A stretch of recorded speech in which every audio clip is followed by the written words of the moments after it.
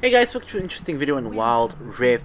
So we're back with a Corki commentary guide. Now, reason why this is a commentary guide, it's not like a supplementary guide or updated complete guide, anything like that, is because I personally don't think Corki's build has really changed. And we're gonna discuss that a little bit later on in this video. But yeah, we're first gonna cover Corki's buffs. So basically, in the last patch, I believe, Corki got a huge buff to his E in particular. So now people are going to be taking way more damage from his E. There's going to be way more armor shred. And he also got a bit of like a base mana boost, etc. Like a lot of base stat boost basically. And basically that has made him incredibly strong. So pretty much Corki is now going to be your go-to if your team is lacking in magic damage. So here, Misfortune forced the flash because Blitzcrank is kind of trying to cause some shenanigans in mid. Common Blitzcrank level 1 strat. Now he's trying to go into the jungle to reset the buff, which is another really common Blitzcrank strat. I believe he does manage to pull the buff over, and he's just going to back away after that. So pretty much the main time you're going to want to pick Corki in the ADC role is when your team doesn't have magic damage. If you guys can see here, we have Samira mid for some reason, we have Kha'Zix in the jungle, and we have Olaf in the top lane, so no magic damage at all. I'm going to default to the Corki, of course. Now, if you want to pick him in mid lane, pretty much you can pick him whenever you kind of want, because mid lane is the mage role anyways, and Corki does do 80% magic damage, so pretty much whenever you want to pick him in the mid lane, you can. Now, even in the bot lane, you can technically pick Corki if you have already one magic damage source if you really wanted to, but I think just picking a normal ADC is generally better. Anyways, another huge skirmish in the jungle. Kha'Zix does get the smite and retrieves the blue buff. Hook over the wall onto Leona, and Leona is able to walk it out. So overall, not too much happens. Now here, basically what happens is a really long extended skirmish, which I thought would pretty much just go away. I thought that they would disengage. Turns out they are committing. So here I see a minion wave. I'm trying to push in. Then I realized that I can make it to the fight, so I'm roaming down. Then I realized that nah, I'm not gonna make it to the fight. So I come back and collect the next minion wave.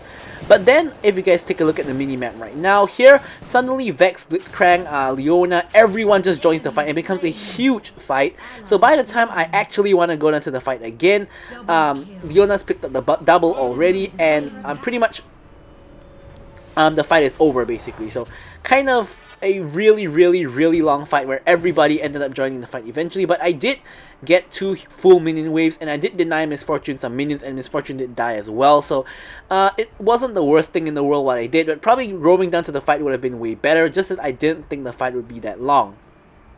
Alright, so this is probably a good time to discuss what I have for Corki's build and runes. So first up, runes, really straightforward. We have the Conqueror, because pretty much Corki doesn't take any other rune viably. He can try Airy, but it really isn't that good. Then I take Triumph, and here it's really a choice between Triumph and Giant Slayer. Now in this game, Giant Slayer is actually really good because there's Set, Blitzcrank, and Nautilus, but I was last pick and I didn't have enough time to change it to Giant Slayer, so I did have Triumph in this match. Triumph was kind of helpful in getting the health and getting kills on the low HP target, so it still did help quite a bit. And the general default one is Triumph unless you're into a tanky team like in this match. And for the Resolve tree, I think I took Nullifying Orb if I'm not mistaken, just a pretty standard rune choice for the Resolve tree, and I did have Hunter Genius for the Inspiration tree. Okay, so here is the build. As you guys can see, now I have a longsword and a tier already, so it's pretty obvious I'm building toward Mana Mune. Now, ever since Corki got his mana regeneration buff, most people actually like to go for a full 100% crit build without actually going for Mana Mune. But personally, I feel even with that mana regeneration buff, he is still incredibly mana hungry, and I still think going for Mana Mune is, I wouldn't say necessary, but it is definitely my preferred playstyle, because Mana Mune doesn't just give you mana, it gives you AD, it gives you that on hit on your rockets as well, so it's not like it's just there for mana, it does increase your damage by a lot as well, and that's how I feel Corki is meant to be played, as like a long range poke style ADC. Here I get hooked by Blitzcrank. Fortunately I still have my Valkyrie to escape, so I do like going for the Mana Mune as for a first item. Then of course we like to go for Essence Reaver. Now Corki with the Essence Reaver doubles down on his spell damage, on his Q as well as his ultimate, and of course with the combination of Mana Mune with, or Mirror Mana I should say, with the Essence Reaver, your ult will be doing quite a bit of poke damage.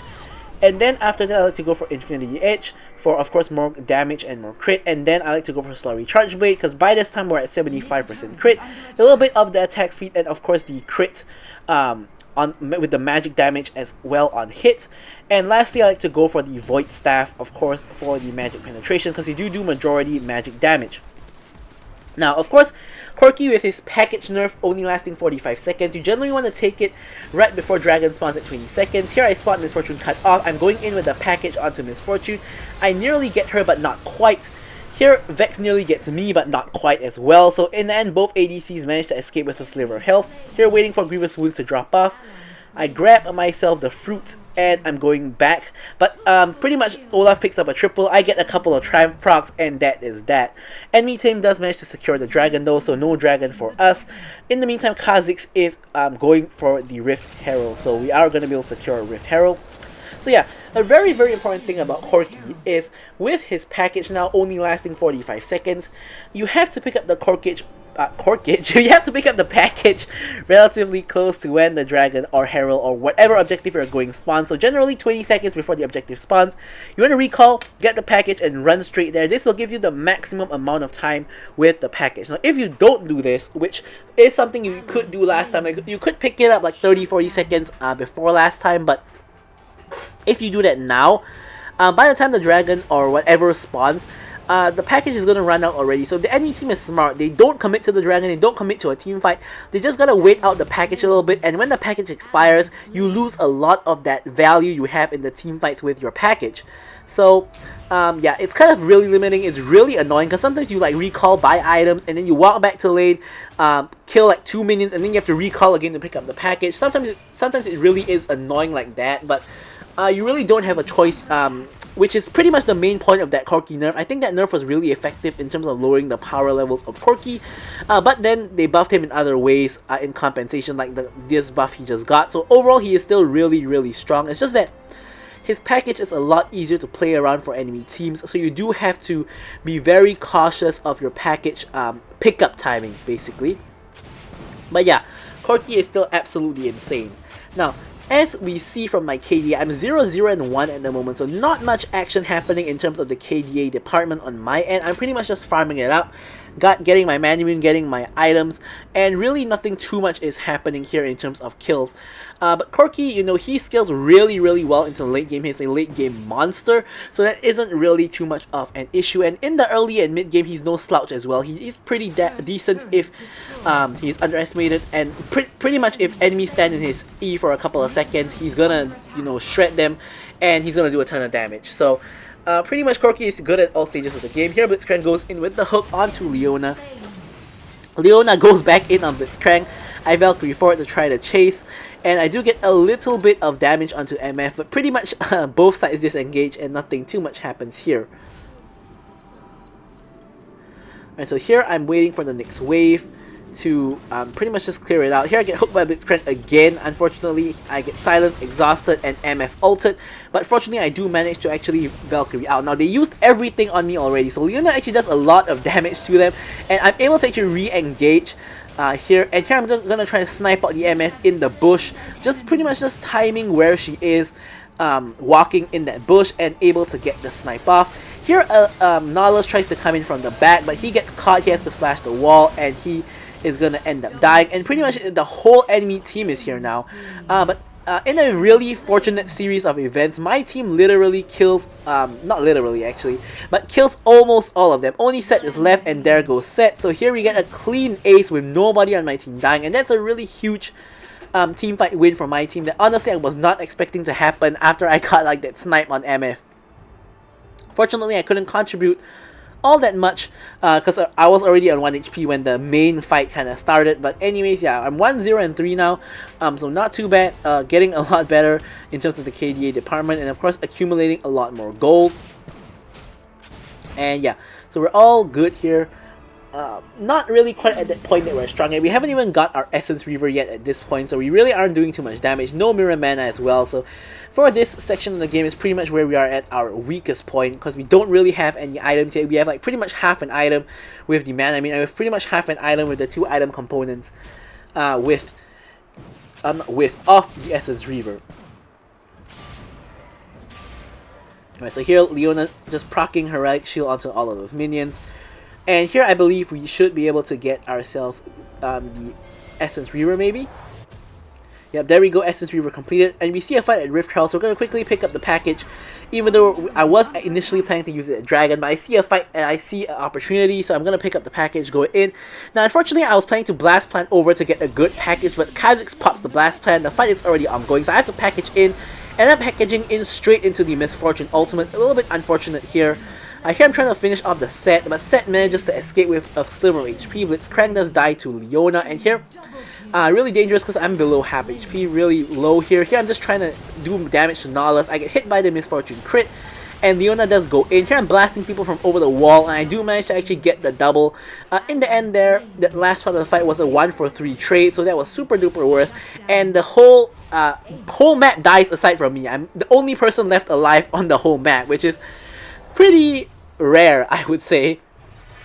So here we recall the dragon has spawned, but of course we don't have the package anymore, so it's going to be a good old-fashioned clean fair fight.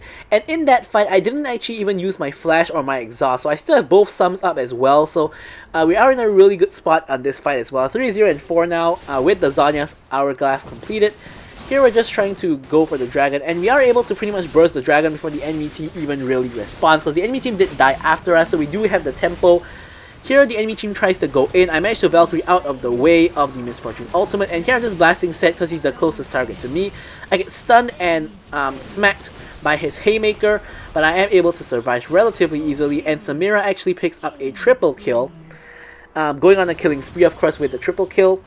And here there's not huge, but there is a minion wave in the top lane, so we can clear out that minion wave and try to get this top lane tower if we can.